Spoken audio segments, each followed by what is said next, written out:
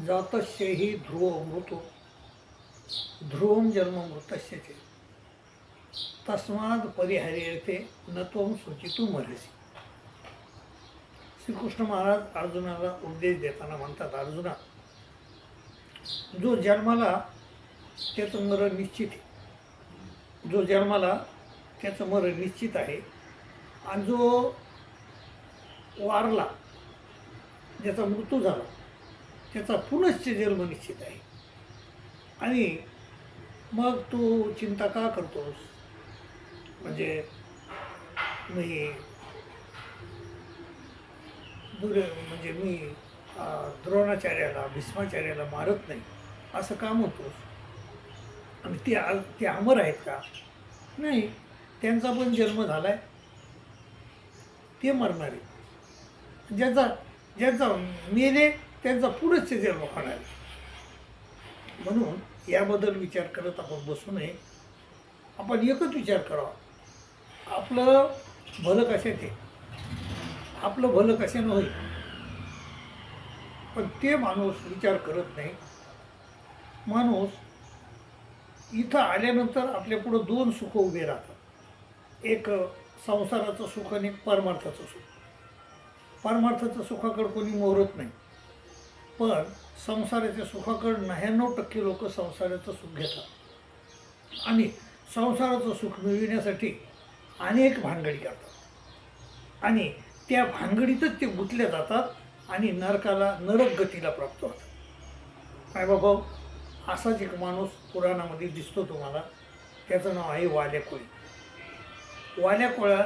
वाल्याकोळी हा आपल्या कुटुंबासाठी ब्राह्मणाला मारायचा, म्हणजे नवरदेव नवरीला मारायचा, कोणाला मारायचा, जो वाटानं जाईल त्याला मारायचा, त्याचं पैसे लुटून घ्यायचा आणि आपल्या संसारासाठी तो खर्च करायचा.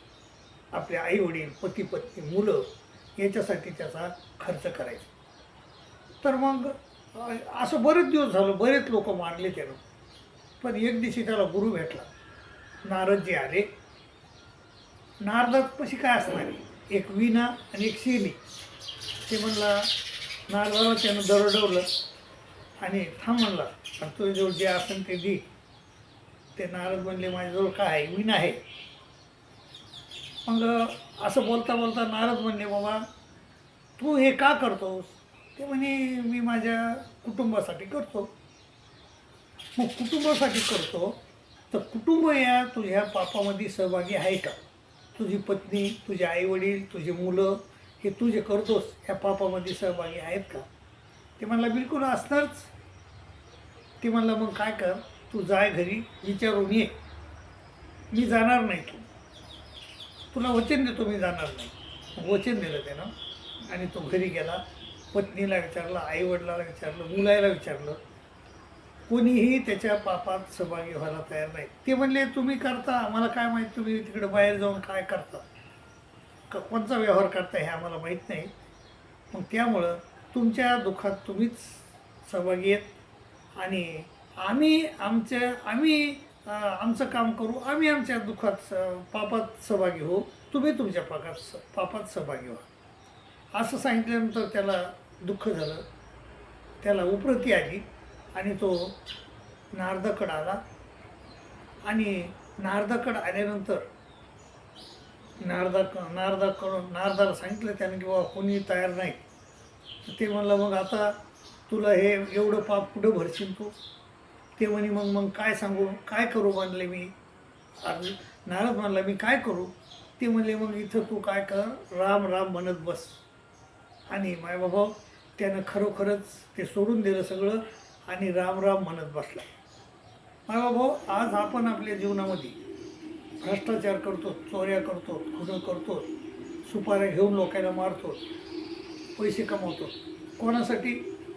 आपल्या कुटुंबासाठी. मग आपलं कुटुंब त्याच्यामध्ये सहभागी आहे का?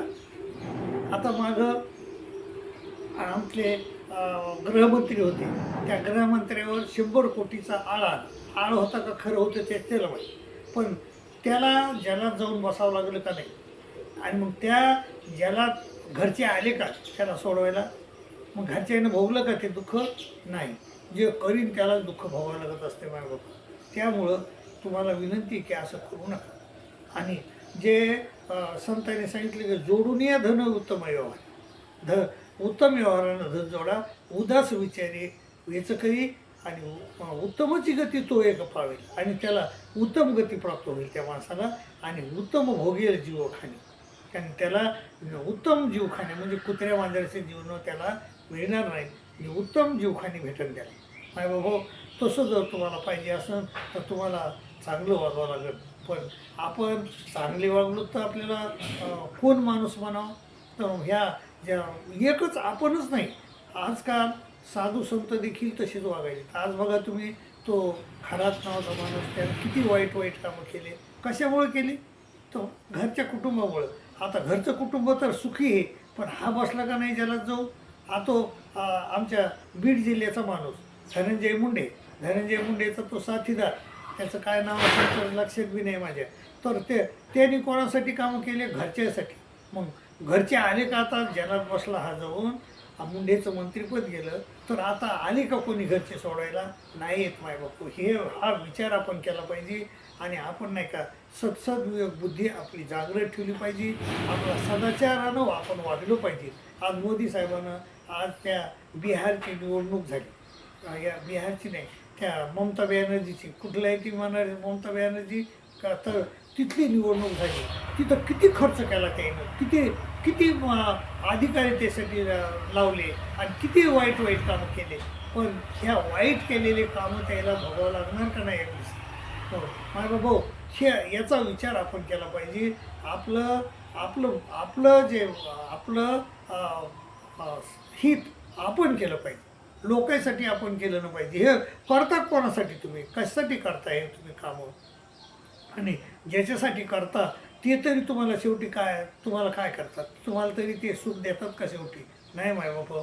ज्यावेळेस आपल्याजवळ धन जाईल, आपल्याजवळ पैसा जाईल, आपल्याजवळ सत्ता जाईल, आपल्याजवळ शारीरिक बळ जाईल, त्यावेळेस आपल्याला आपल्याच घरचे लोक आडगळीच्या रूममध्ये, आडगळ्याच्या खोलीमध्ये टाकून देतात, आणि तिथं तुम्हाला खायला देखील विचारत नाही. ही परिस्थिती आहे माय बाबा. परंतु तरी हे आपण बघतोच, सगळ्या जमान्यामध्ये असं घडत आहे हे बघतोच आपण. पण तरीही आपण सुधरत नाही, कारण आपल्याला गुरु भेटत नाही. त्या कोणाला वाल्या कोळ्याला गुरु भेटला माय बाबा, नारदासारखा गुरु भेटला. आणि नारदासारखा गुरु भेटून मग तो नारद वाल्या कोळी सुधारला, आणि त्याच्या जीवनाचं भलं झाली. तो वाल्या कोळीचा वाल्मिक ऋषी झाला माय बाबा. आमचे मोदी साहेब केव्हा मोदी जाऊन संत होते, त्याला कोणचा गुरु भेटल असे त्याला लवकर गुरु भेटावा.